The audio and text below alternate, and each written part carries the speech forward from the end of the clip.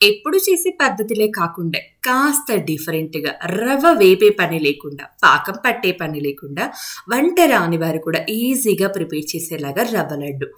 పద్ధతి కాస్త డిఫరెంట్‌గా ఉన్నా టేస్ట్ అయితే చాలా బావుంటుంది. రవ్వ అనేది అసలెక్కడా కూడా తగలదు. ఎంత టేస్టీగా ఉంటుందంటే రెగ్యులర్‌గా తినే రవ్వ లడ్డు కన్నా కూడా కాస్త డిఫరెంట్‌గానే ఉంటుంది. కొత్తగా ఉన్నా చేసే విధానం చాలా ఈజీగా ఉంటుంది. ఇక ఏమాత్రం లేట్ చేయకుండా వీడియోలోకి వెళ్ళిపోదాం. మీలో ఎవరైనా కొత్తగా మన ఛానల్‌ని చూస్తున్నట్లయితే వెంటనే ఛానల్‌ని సబ్స్క్రైబ్ చేసుకోండి. Hi! Hello friends! Welcome back to our channel. నేను మీ లక్ష్మి. రవ్వ లడ్డు ప్రిపేర్ చేయడానికి ముందుగా ఒక మిక్సింగ్ బౌల్‌లోకి ఒక 2 కప్పుల వరకు సూజీ రవ్వను తీసుకుంటున్నాను. క్వాంటిటీ ప్రకారం ఒక హాఫ్ కేజీ వరకు ఉంటుంది.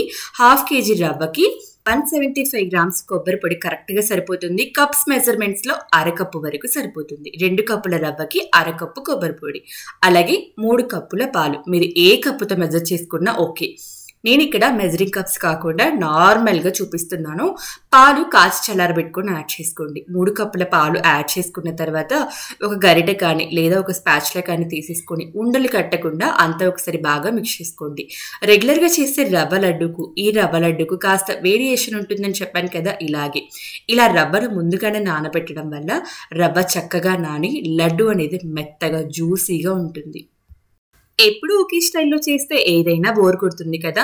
పిల్లలు రవ్వ తగలటం వల్ల తినడానికి పెద్దగా ఇష్టపడరు. సో, ఇలా తప్పకుండా ట్రై చేయండి. పిల్లలకి బాగా నచ్చుతుంది. అంతా ఒకసారి బాగా మిక్స్ చేసి ఈ ప్లేట్‌తో క్లోజ్ చేసేసి 5 నిమిషాల పాటు పక్కనుంచండి.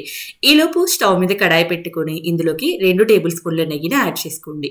ఇందులోకి 2 టేబుల్ స్పూన్ల కాజు, 2 టేబుల్ స్పూన్ల కిస్మిస్, అలాగే 1 టేబుల్ స్పూన్ వరకు పిస్తా. మీకు నచ్చితే బాదం కూడా యాడ్ చేసుకోండి. నేనైతే ఇక్కడ బాదం యాడ్ చేయట్లేదు. వీటిని మంటని లో ఫ్లేమ్‌లో ఉంచి లైట్ గోల్డెన్ కలర్ వచ్చేంత వరకు ఫ్రై చేసుకోవాలి. మరీ ఎర్రగా వేపేసినా కాస్త చేదు తగులుతుంది కాబట్టి జస్ట్ లైట్ గోల్డెన్ కలర్ వచ్చేంత వరకు వేపేసుకోండి.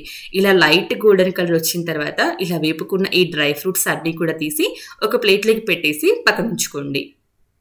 డ్రై ఫ్రూట్స్ అన్ని ప్లేట్‌లోకి తీసి పక్కనుంచుకున్న తర్వాత ఈ మిగిలిన నెయ్యిలోకి ఆల్రెడీ మిక్స్ చేసి పెట్టుకున్న సూజీ రవ్వ, కొబ్బరి, పాల మిశ్రమాన్ని యాడ్ చేసుకోవాలి. ఈ రవ్వలో ఏమాత్రం పచ్చిదనం ఉన్నా కూడా రవ్వ లడ్డు త్వరగా పాడైపోతుంది. సో, అదైతే గుర్తుపెట్టుకొని చక్కగా మంటని లో ఫ్లేమ్‌లో ఉంచి దగ్గరుండి మిక్స్ చేసుకుంటూ ఫ్రై చేసుకోవాలి. ఈ ప్రాసెస్‌లో మనకు నెయ్యిలో వేయగానే కాస్త దగ్గర పడినట్లు, ఇంకా అడుగంటుతుంది అన్నట్లు అనిపిస్తుంది కానీ అస్సలు అంటదండి. ఇంకాస్త ఉడికే కొద్దీ ఇంకాస్త దగ్గర పడుతుంది. మనము ఇదే ప్రాసెస్‌లో లో టు మీడియం ఫ్లేమ్ అడ్జస్ట్ చేసుకుంటూ ఇలా ఉండలు కట్టకుండా మిక్స్ చేసుకుంటూ ఫ్రై చేసుకోవాలి. మీరు కలపడం ఏమాత్రం ఆపేసినా ఉండలు కట్టేస్తుంది. అలాగే పైన చెక్కు కట్టేస్తుంది. సో, మిక్స్ చేసుకుంటూనే ఉండాలి. ఇలా బాగా దగ్గర పడిన తర్వాత కొద్ది కొద్దిగా సెపరేట్ అయితూ వస్తుందన్నమాట. మనకు ఈ ఉండ కట్టిన రవ్వ మొత్తం కూడా పొడి పొడిగా అయిపోవాలి. అంతవరకు వేపేసుకోవాలి. ఈ రవ్వ వేగడానికి నాకు 10-15 నిమిషాలు టైం అయితే పట్టిందండి. చూడండి కాస్త పొడి పొడిగా అవుతూ వస్తుంది కదా! సో, మనకి ఎంత కలిపినా చిన్న చిన్న ఉండలనేవి ఖచ్చితంగా ఉండిపోతాయి. అది కొబ్బరి కట్టేసి ఉంటుందండి. కొబ్బరి అయితే కాస్త పొడి పొడిగా అవ్వడానికి టైం పడుతుంది కదా! సో, ఇలా ఈ మాత్రం మనకి పొడి పొడిగా వస్తే సరిపోతుంది. ఇలా చక్కగా కాస్త రంగు కూడా మారింది చూసారా? ఇలా ఫ్రై చేసుకున్న తర్వాత స్టవ్ ఆఫ్ చేసేసి కాస్త చల్లారనివ్వండి. ఇది చల్లారడానికి స్టవ్ ఆఫ్ చేసేసి కాస్త పక్కనుంచండి. మరి పూర్తిగా చల్లారనివ్వకండి. కాస్త గోరువెచ్చగా అయ్యే వరకు పక్కనుంచండి. ఇలా కాస్త గోరువెచ్చగా అయిన తర్వాత అంతా ఒకసారి బాగా మిక్స్ చేసుకోండి. ఇందులోకి క్రష్ చేసి పెట్టుకున్న ఇలాచీ పొడిని 1 టీ స్పూన్ వరకు యాడ్ చేసుకోండి.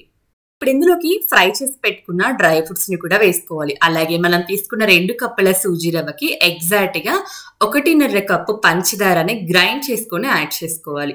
మీరు పంచదారని డైరెక్ట్‌గా వేసేసారనుకోండి అది కరగడానికి చాలా టైం పడుతుంది. అదే మీరు పౌడర్ వేసారనుకోండి ఈజీగా కరిగిపోతుంది. మీరు స్వీట్ కాస్త ఎక్కువగా తినేవాళ్ళనుకోండి ఇంకొక పావు కప్పు వరకు ఎక్స్ట్రా గ్రైండ్ చేసుకొని యాడ్ చేసుకోండి. వెయిట్ ప్రకారం చెప్పాలి అంటే 425 గ్రామ్స్ ఎగ్జాక్ట్‌గా సరిపోతుందండి. పంచదార పొడి వేసుకున్న తర్వాత పంచదార ఉండలేమి కట్టకోకుండా రవ్వలో బాగా కలిసిపోయేలాగా కలుపుకోవాలి. మీరు పూర్తిగా చల్లారిన తర్వాత వేసారనుకోండి అక్కడక్కడ ఉండలుగా ఉండిపోతుంది. అదే కాస్త గోరువెచ్చగా ఉన్నప్పుడు వేసేసారనుకోండి ఈ పంచదార పొడి చక్కగా కరిగిపోయి రవ్వలో బాగా కలిసిపోతుందన్నమాట. సో, అందుకోసమే చెప్పాను కాస్త గోరువెచ్చగా ఉన్నప్పుడే వేసేయండి అని. సో, ఇలా ఉండలేమీ లేకుండా అంత బాగా మిక్స్ చేసేసుకోండి. మనము రెగ్యులర్‌గా రవ్వ లడ్డూలు చేసేటప్పుడు నెయ్యి వేసో లేదా పాలు వేసి రవ్వ లడ్డూలు చుడుతూ ఉంటాం. బట్ మనకి ఇక్కడ అవేమీ అవసరం లేదు. డైరెక్ట్‌గా ఉండలు చుట్టేయొచ్చు. చాలా వరకు రవ్వ లడ్డూలు చేసేటప్పుడు విరిగిపోతూ ఉంటాయి. గట్టిగా అదిమినట్టు చుట్టుకుంటూ ఉండాలి. ఇక్కడ కష్టమేమీ లేదు. జస్ట్ ఈజీగా చేసేయొచ్చనమాట. ఎంత ఈజీగా అంటే చిన్న పిల్లలు కూడా ప్రిపేర్ చేస్తారు. అస్సలు విరగవండి లడ్డూలు చుట్టేటప్పుడు. ఈజీగా ప్రిపేర్ చేయొచ్చు. చూడండి జస్ట్ కొద్దిగా రవ్వను తీసుకొని మీకు నచ్చిన సైజులో లడ్డూలు చుట్టేసుకోవడమే. నేనైతే చిన్న పిల్లలు ఉన్నారు కదా! సో, మరీ పెద్దగా కాకుండా అలా అని మరీ చిన్నగా కాకుండా కాస్త మీడియం సైజులో చుట్టాను. చుట్టిన ప్రతి లడ్డుకి పైన కొద్దిగా డ్రై ఫ్రూట్స్ కనిపించేలా పెట్టుకోండి. పిల్లలు బాగా అట్రాక్టివ్‌గా తింటారనమాట. చూడండి నా రవ్వ లడ్డు రెడీ. ఎంత సాఫ్ట్‌గా ఉందో. నెయ్యి వేయలేదు, పాలు వేయలేదు. ఎంత చక్కగా లడ్డు కట్టేసానో చూడండి. చాలా సాఫ్ట్‌గా ఉంటుందండి ఈ రవ్వ లడ్డు. ఇక్కడ మనము ఇంకో విషయాన్ని గుర్తుంచుకోవాలి. రెగ్యులర్‌గా చేసే రవ్వ లడ్డూలు ఎక్కువ రోజులు బయట ఉన్నా కూడా పాడవవు కానీ, ఈ రవ్వ లడ్డూలు 4 రోజుల పాటు బయట ఉన్నా ఓకే. అంతకు మించి ఉంటే పాడైపోతాయి. ఫ్రిడ్జ్‌లో పెట్టుకున్నారనుకోండి 10 రోజుల పాటు నిల్వ ఉంటాయి. చాలా ఈజీగా ఉంది కదా! పాకం పట్టడం రాని వాళ్ళకి, అప్పుడప్పుడే వంట నేర్చుకుంటున్న వాళ్ళకి చాలా ఈజీగా ఉంటుంది. ఎప్పుడు రొటీన్‌గా చేసే వేలో కాకుండా తప్పకుండా ఈసారి ఇంట్లో ఈ రవ్వ లడ్డూలను ట్రై చేయండి. ఖచ్చితంగా నచ్చుతాయి అందరికీ కూడా. అస్సలు రవ్వ తగలకోకుండా సుత్తి మెత్తగా నోట్లో ఇలా పెడితే అలా కరిగిపోయేంత సాఫ్ట్‌గా ఉంటాయి ఈ రవ్వ లడ్డూలు. పైగా నెయ్యి ఎక్కువగా వాడే పని లేదు. చాలా ఈజీగా చేసేయొచ్చు. చూడండి చాలా టేస్టీగా కూడా ఉన్నాయి. సో, తప్పకుండా మీరు ట్రై చేసి మీకెలా కుదిరిందో కామెంట్ సెక్షన్ ద్వారా తెలియచేయండి. అలాగే ఈ వీడియో నచ్చితే ఫ్రెండ్స్ అండ్ ఫ్యామిలీ మెంబర్స్‌కి షేర్ చేయడం మాత్రం మర్చిపోవద్దు. మంచి వీడియోతో మళ్ళీ కలుద్దాం. అంతవరకు బాయ్ మరి.